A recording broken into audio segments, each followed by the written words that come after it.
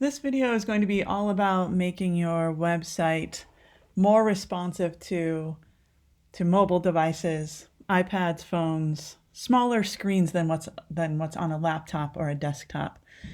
First things first, though, something I have not addressed, but it will become more apparent as I start to make my site more responsive to these smaller screens. If you'll notice on the left-hand side, and you may have already noticed, there's this blue margin on the left and on the right side that I don't want to keep because that blue line will become more obvious when I get to a smaller screen. So I'm going to go into my CSS, and what I'm going to do is style the body.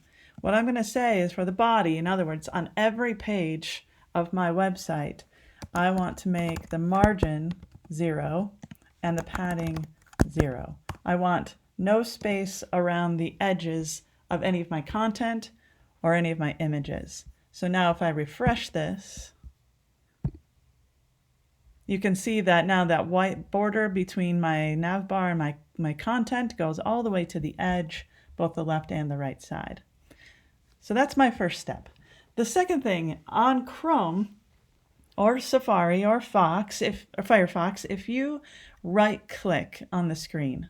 Now, if you're on a Mac, you'll use 2 fingers down on the trackpad to right-click. So if I right-click, I will choose Inspect. And what's interesting about inspecting your website is that it shows all of your HTML that you wrote. So there's our nav bar, that's the top nav, these are the links that we added. It's all there. And if you notice, as I'm scrolling through here, that highlights the part of the website that goes along with it. So for my top BG, that highlights that top picture. For the scroll text, it highlights that. So what I want to do is, and so for example, if I click on the scroll text, it also shows my CSS down here at the bottom. So if I choose styles, that's the CSS, and up here, the elements is my HTML. What we're going to do is use this inspect to look at what happens if we are looking at the website on a smaller screen, on a phone, on a tablet, so on and so forth. So right up here, there's this option to toggle the toolbar that allows you to see different devices. So I'm going to click on this. It's an iPad and a phone icon. If I click on that, right now, this is what my website would look like on a Galaxy S5. The nav bar doesn't look that great. Home, elk, and lake almost looks like 3 different links. So things kind of got bunched up at the top. If I scroll, I can see that my scrolling text no longer fits inside the constraints of my background color. So things don't look so great on a mobile device. If I choose an iPad, so if I click here and choose an iPad also, the text went beyond the background that I gave it, and the links up above had to go on to the next line to fit. So I'm going to try and change this a little bit. I'm going to look at this Galaxy S5 or an iPhone or anything small. The really nice part about this inspect, and you can do this on any website, is that I can make some changes over here just to see what happens. So for example, in my top nav, I'm going to click on this. I have this style here of having a border on the bottom. That's this white line we created. I can turn that off and see what it looks like without that border.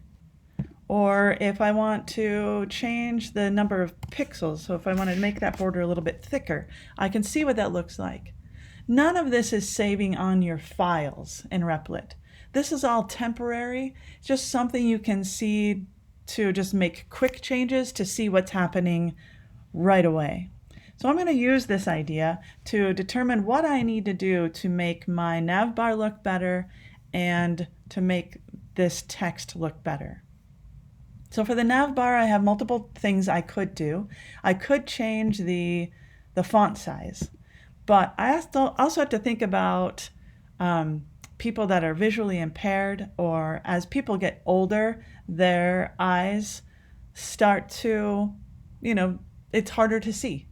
So I wanted to be careful about not changing font size too much. But I could. If I click over here, I can just play around with it and see what happens if I do change the font size.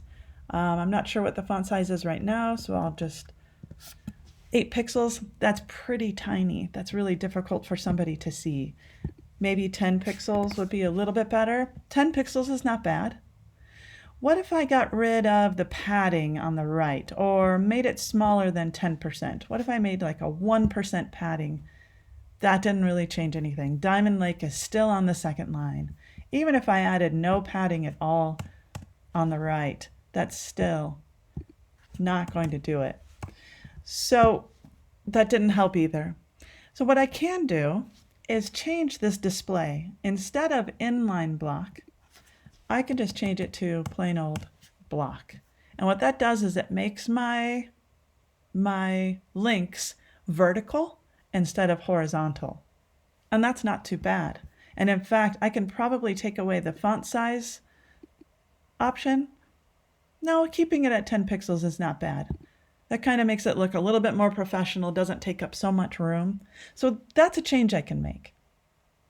I can change this to the display to block. It honestly doesn't matter about the padding right, so I'm not going to even bother changing that because that's not what made things happen for us. So I'll keep that at 10%, which is what it was originally. And if I change the font size to 10 pixels, that gives me something that's a little bit easier to see and still clickable. That looks professional, a little more professional. Okay, let's look at fixing the text here. There are a couple things I can do here too. I can shrink the text size, but I can also make this background color a little bit taller. So let's go take a look at that. I'm going to close the nav for now, and I want to look at the scroll text. I want to look here at the CSS. Right now, the height of this area is 250 pixels, and I have a font size of 24. Let's first try changing the font size to maybe 18. 18 is pretty good. What if I change the height to be 350? Not bad. So maybe a little smaller on the pixels or on the font size. That's not too bad. And I would maybe make this 325 so I don't have a lot of empty dead space there.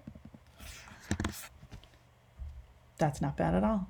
So now this is what my website would look like on a small device like a Galaxy S5.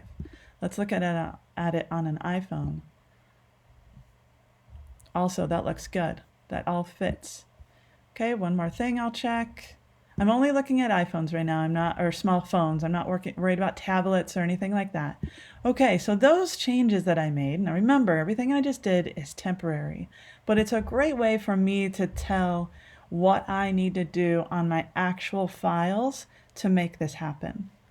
So I'm going to change the scroll text to those two, and I'm going to change my nav bar to be display block. All right, let's go to the CSS. We're going to do something called a media query. If I scroll down to the very bottom of my page, that's where we're going to add media queries. So adding media queries. The first thing I'm going to do is, so a media query is checking what size is the screen that the user is using to view my website. When the program checks what size the screen is, it'll make the changes necessary to make that website look good. W3 Schools has a great description of media queries. It's RWD, Responsive Web Development Media Queries. And I'm going to do is scroll down because we call these breakpoints. Breakpoints are like, if it's this size, if it's a desktop, if it's a tablet, it's a phone. And here they've got a really great rundown of the different breakpoints.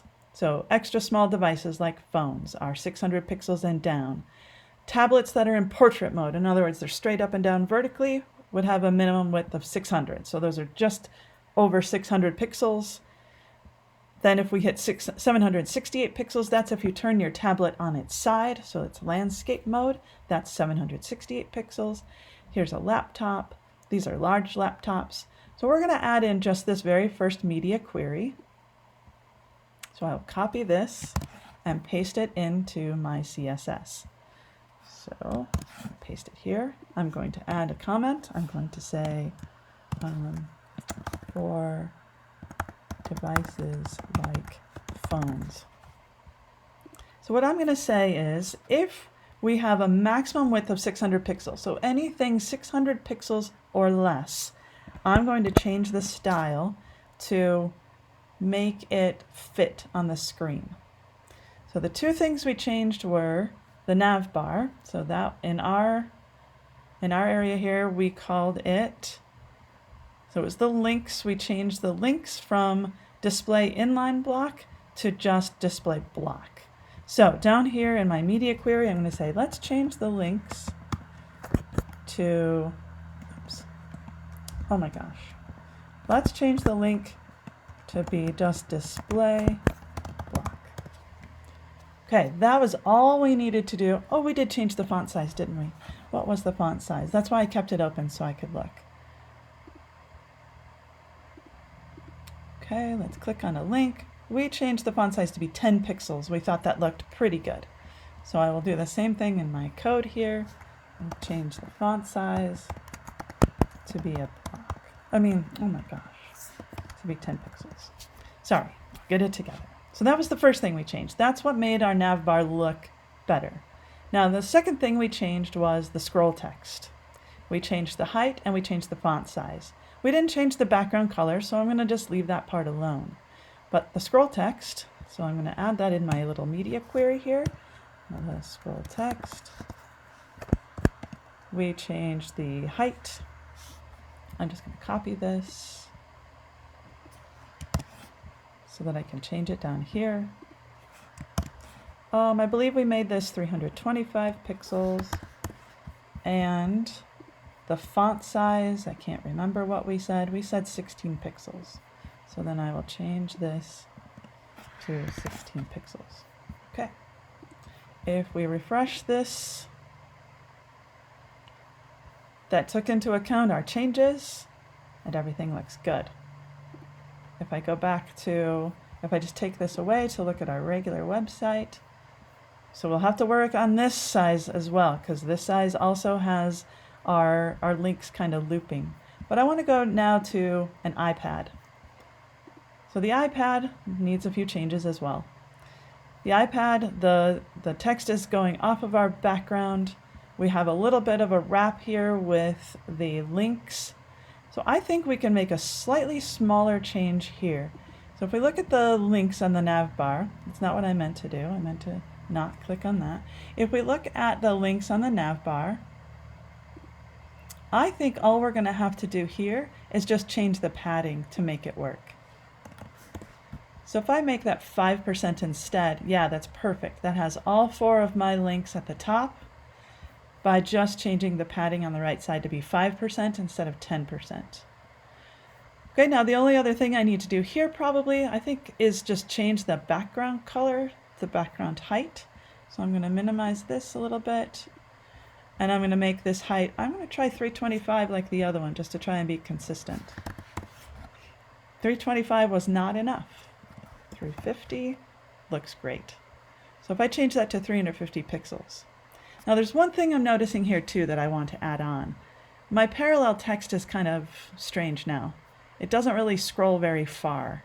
And that's because this text is so much higher up on the screen. I can see the top and bottom image at the same time. So it ruins my effect, if you will. So if I look at this top image, instead of a minimum height of 400 pixels, I'm going to change that to maybe 600 pixels. That's much better.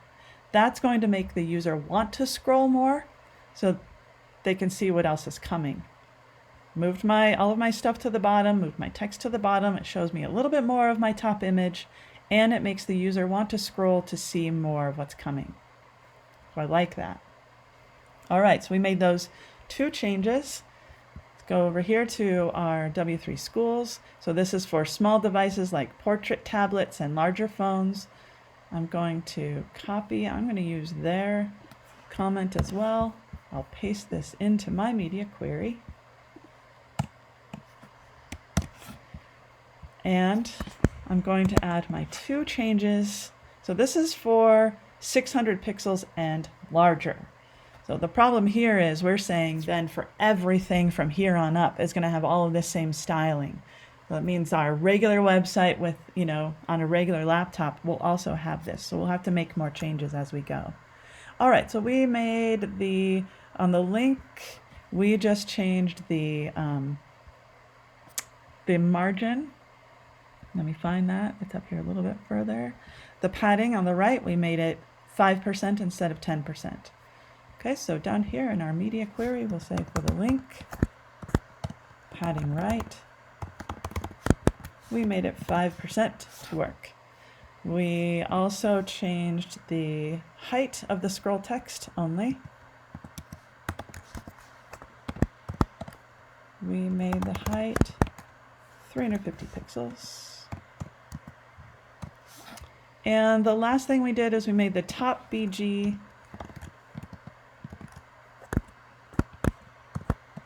we changed the height of it. Let me go get that. We changed the min height to be 600. Copying and pasting is really useful here. So 600 pixels made all of that work. Let's go back and refresh. That looks good. That looks good. Much better. Now notice we did, if I look at on the Elk Lake page, that doesn't look bad at all. However, if I go to the Galaxy S5, this looks really bad. This is too large. So what we would need to do is add into our smaller media query, we would need to change this font size. So if you go into the Lake Flex and you click on the Lake info, you would change the padding or the font size on the Lake info to be something smaller than 20 pixels. So you would add that into your media query up here as well. So we would just do that right here. .lake info, font size, and you'll check each of your pages and make sure things are looking the way you want them to look. Just keep scrolling through each of your pages, test them out, and see if on a smaller screen if things look the way you want them to look. And if they don't, you add them to your media query. Okay, you'll have to keep going in order to work for all sizes. So far we've looked at small devices, we've looked at portrait tablets, so next is tablets that are turned on their side, and then smaller laptops, and then larger laptops. So make sure you add all of those media queries to your page and check each of your web pages of your site to see that everything is responsive.